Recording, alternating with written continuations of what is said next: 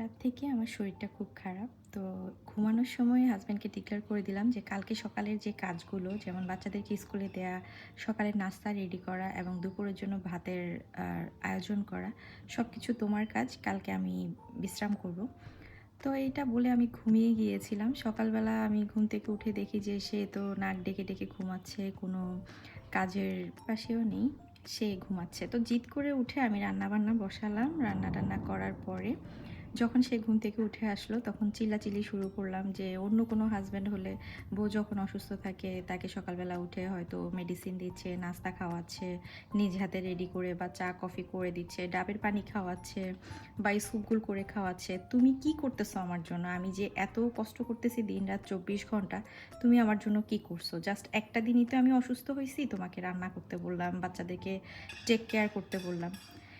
তখন তার অবস্থাটা দেখে আমি রীতিমতো কি হাসবো না কান্না করব? সে করলো কি, দৌড় দিয়ে ফ্রিজে বলল যে, "আল্লাহ, আমি ডাবের পানি তোমাকে খাওয়াবো কেন? আমি তো ডাবের ফুডিং তোমার জন্য করে নিয়ে আসছি।" এই দেখেন তার অবস্থা।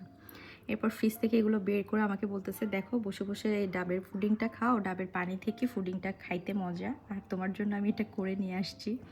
মানে এমন একটা ভাব করতেছে সে নিজ হাতে করছে। সময়টা মোবাইলটা হাতে ছিল না। তার ফেসের ভঙ্গি এবং তার কথা বলার স্টাইল এবং এই জিনিসগুলো এনে খুলে খুলে দেওয়ার স্টাইলটা যদি আমি ভিডিও করে রাখতে পারতাম, তাহলে বুঝাইতে পারতাম যে সে কি একটা মানুষ।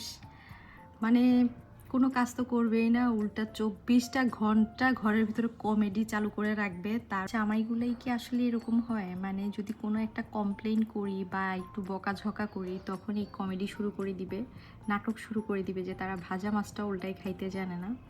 এই হচ্ছে অবস্থা। তো এখনও আসলে ট্রাই করি নাই ফুডিংটা কেমন হয়েছে, তবে দেখতে খুব ভালো লাগতেছে।